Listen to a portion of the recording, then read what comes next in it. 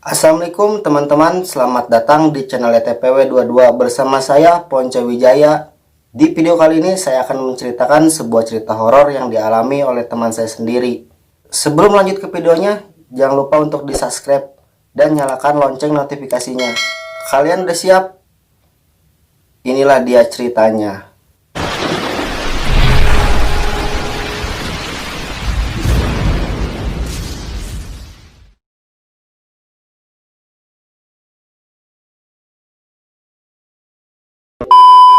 Cerita ini terjadi 2 tahun lalu. Di malam Jumat sore itu, Dani berencana buat pergi ke kosan temannya yang berada di daerah Lembang. Namun, siangnya Dani malah bablas ketiduran. Barulah sekitar jam 5 sore, Dani pergi dari rumahnya yang berada di kawasan pusat kota Bandung. Jalan yang biasanya Dani lalui, Jalan Setiabudi. Sekarang sudah pukul jam 5 sore, jalan itu pasti terjebak macet parah. Dani langsung mengambil jalan pintas untuk menuju Lembang melalui jalan Ciumblit Puncut. Alih-alih bukannya cepat sampai, Dani malah semakin telat karena saat itu sedang ada perbaikan jalan. Singkat cerita, hampir pukul setengah 7 malam, Dani barulah sampai ke kosannya Andi. Ketika Dani baru sampai di kosannya Andi, si Andi ini malah lagi siap-siap kayaknya untuk pergi. Ditanyalah sama Dani, "Di, mau kemana sih lu? Gua baru juga sampai, lu udah mau pergi." Andi pun menjawab, "Lu telat datang sih Dan. Gua mau pergi ngejemput pacar gua di kampus, lalu nganterinnya pulang." Saat itu Dani hanya duduk terdiam. Andi pun bertanya kepada Dani, "Dan, kalau lu mau nunggu aja. Tapi kalau lo mau nunggu, jangan tutup pintu rapat-rapat." Saat itu Dani hanya mengangguk mengiyakan pesan yang Andi titip. Lalu Andi pun pergi meninggalkan Dani sendirian di kosannya. Malam semakin larut, Andi pun belum datang juga. Dilihatlah jam di HP-nya Dani, sudah hampir jam 10 malam. Angin yang semakin kencang masuk ke dalam kosan. Dani pun merasa dingin tanpa mengingat pesan yang Andi titip. Langsung aja Dani menutup pintu rapat-rapat. Ditambah saat itu angin masuk ke dalam kamar dan juga banyaknya nyamuk.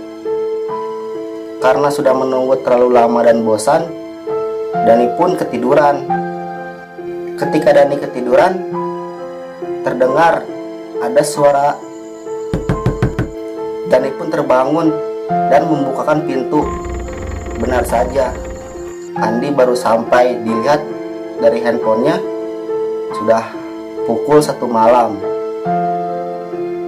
Dani pun bertanya, "Di, dari mana aja sih lu? Udah jam 1 malam baru balik." Andi tidak menjawab pertanyaannya Dani, hanya tersenyum dan menunduk lesu. Dani pun kembali bertanya, "Kenapa sih Lundi? Gak biasanya lu kayak gini. Lu lagi ribut ya sama cewek lu?" Andi pun masih enggan untuk menjawab. Dia hanya tertunduk lesu.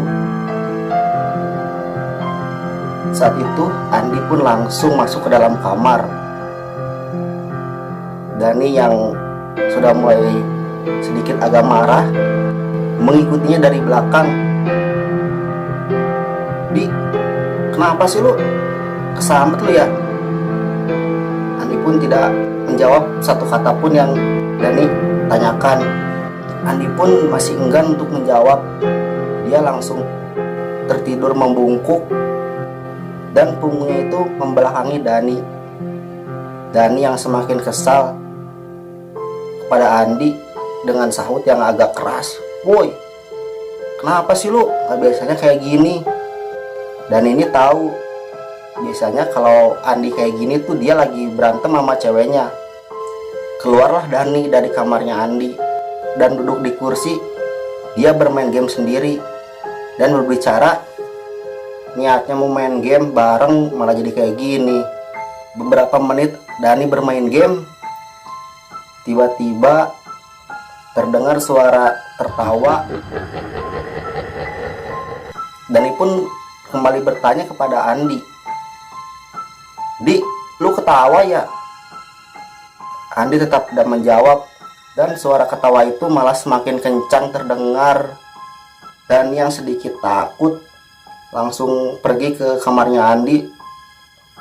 Dani pun tahu sebenarnya Andi belum tidur, dia hanya melamun. Suara itu terdengar semakin keras.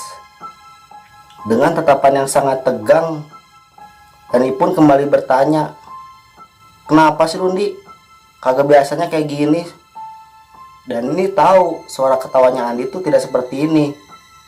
Suara itu malah semakin keras dan membuat Dani sangat-sangat merinding.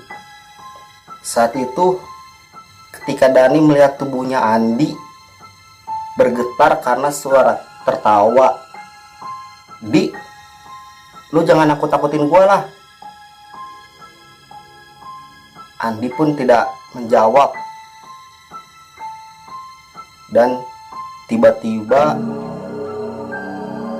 ketika Andi terbangun dari tidurnya, Andi seketika berubah menjadi sosok yang sangat menakutkan, bertubuh tinggi besar, berwarna hitam dengan kuku panjang, gigi bertaring, mata membelalak merah, dan tubuhnya itu dipenuhi bulu. Dani pun merasa sangat ketakutan. Ingin rasanya Dani itu lari dari tempat itu. Namun kakinya Dani seperti ada yang memegangnya. Padahal Dani tahu kakinya itu nggak ada yang memegang. Dani hanya bisa termenung dan berdoa sebisa yang dia bisa. Semakin Dani berdoa, sosok itu semakin tertawa menyeramkan. Dani berusaha untuk keluar dari kosan itu, berjalan langkah demi langkah, sampai akhirnya Dani pun bisa lari dari kosan itu dan mengetuk pintu kamar sebelah dengan teriak panik. Seketika suasana kosan pun menjadi ramai, sampai bapak kosan pun datang untuk menenangkan Dani. Dan Dani pun bercerita tentang sosok hitam bertubuh besar, gigi bertaring, mata merah membelalak, dengan kuku yang hampir menyentuh lantai, dan tubuhnya tuh dipenuhi bulu. Bapak kosannya pun membenarkan cerita yang dialami oleh Dani. Sampai seketika suasana kosan pun menjadi hening kembali. Lalu bapak penjaga kosannya pun bercerita, sosok itu memang ada di kosan ini sejak dulu. Dulunya kosan ini kuburan dan juga banyaknya pohon bambu. Sempat dikosongkan selama 3 tahun karena sering terjadinya gangguan yang dialami oleh penghuni kosan ini. Dan sempat dibersihkan juga. Setelah beberapa lama kosong, kosan ini pun diisi kembali. Mungkin karena ini memang tempatnya mereka, ada beberapa makhluk yang susah untuk diusir, seperti makhluk hitam bertubuh besar, bertaring, mata merah membelalak, kuku hampir menyentuh lantai. Itu memang ada. Namun sosok itu datang di malam tertentu dengan wangi yang sangat menyengat, seperti wangi melati. Jadi teman-teman, yang dialami Dani itu benar-benar nyata. Kita sering menyebutnya genderuwo. Jadi kesimpulannya, sebelum kita berpergian, alangkah baiknya kita berdoa dulu agar diberi keselamatan. Karena sosok yang dialami oleh Dani itu memang benar-benar ada dan hidup berdampingan dengan kita tanpa kita sadari. Memang betul ada yang bisa diusir, dan ada yang tidak bisa diusir. Ada juga yang bisa diusir, namun dia kembali lagi seperti sosok yang dialami Dani.